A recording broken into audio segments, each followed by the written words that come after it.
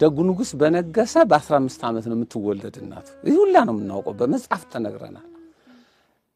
ደጉ ንጉስ ማለት አምላክ የመረጠው ዓለምን በዘንግ የሚመራ ማለት ነው። እሱ አሁን ዓለም እሱን ለማጥፋት ይሁን ደግሞ ክርስቶስን ሄሮድስ አጥፍቶ ለጨለማ ሊያረጋት እንደነበረው እሱንም እንዳይመጣ ደግሞ የሚፈልጓሉ። በጣም ይገርማሉ። ዝም ብሎ የራሳቸውን ሰርቶ ማለፍ አለባቸው። አሁን እሱ ሲመጣ በ15 ዓመቱ የሐሳው መሲህ እናት በዛው በእስራኤል ሀገር ትወለዳለች። 15 ዓመት ደብቀው ያሳድጓታል። 10 ቢመለሱ የዛን ጊዜ ይመለሳሉ። በቴዎድሮስ የሚቀር የለም። እስራኤልም ልታምን እኮ ነው። አሁን እኛ ነው ነፃ የምናወጣት። ዝም ብላችሁ አትልፉ። ሶስተኛው ቤተ መቅደስ መንጥርሶ ይላሉ እንጂ አሁን ልቀት ብቻ ነው እነሱ። ከዚያ በኋላ ተደብቃ ታድጋለች። በ15 ዓመቷ አምላክ ከሰማይ ሰማያት ይወርዳል ለድንግል ማርያም ይወለዳል የሚሉ ሐሰተኛ ነቢያቶች ይነሳሉ። ደግሞ እስከምጽአት ስራ አይፈቱም እነሱ። እዛ እነሱ በዚያ ሲያዙ በዚህ ሲያሰራቸው በዚህ ሲያሳድዳቸው ደጉ ንጉስ እንደ እያሉ እየተደበቁም እያሉ 15 ዓመት ይሰብካሉ።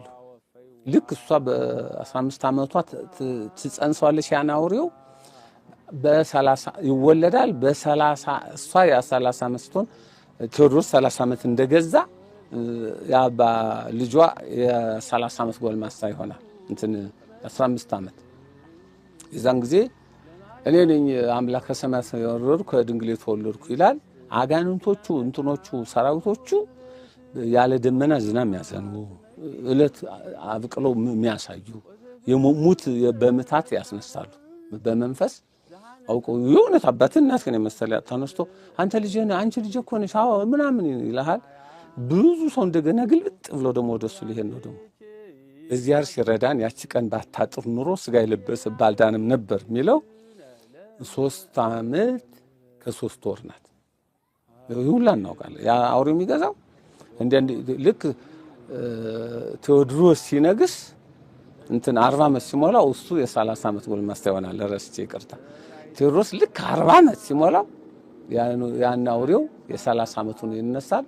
ያን ጊዜ ያደጉ ንጉስ ወደ ሰማይ ይሄድ ወደ ብሔራን ይሄድ ይሰየፍ ይሰወራል ነው ቴዎድሮስ አሟሟት እንደ መልከ ጼዴቅ ወዳጁ ነው ለክርስቶስ እሱ ይሰውረዋል። ከዛ በኋላ ያው ሐሰተኛው ነብይ ለ3 ዓመት ከ3 ወር ዓለምን ይቆጣጠራል። እነ ኤልያስ እነ ሄኖክ ብሔራን እስኪመጡ ድረስ። አሁን ግን አንዳንድ ሰዎች ኤልያስ እዚህ ወረደ ሄኖክ ወረደ እንደዚህ የጀመሩ አሉ። የሚያስቅ ነገር ነው። አሁን የዛን ጊዜ ነው ኢትዮጵያን ዚያ ስለሚወዳት ኢትዮጵያ የሐሳው መሲህ ወታደር አይረግጣትም። በዳር በቀይ ባህር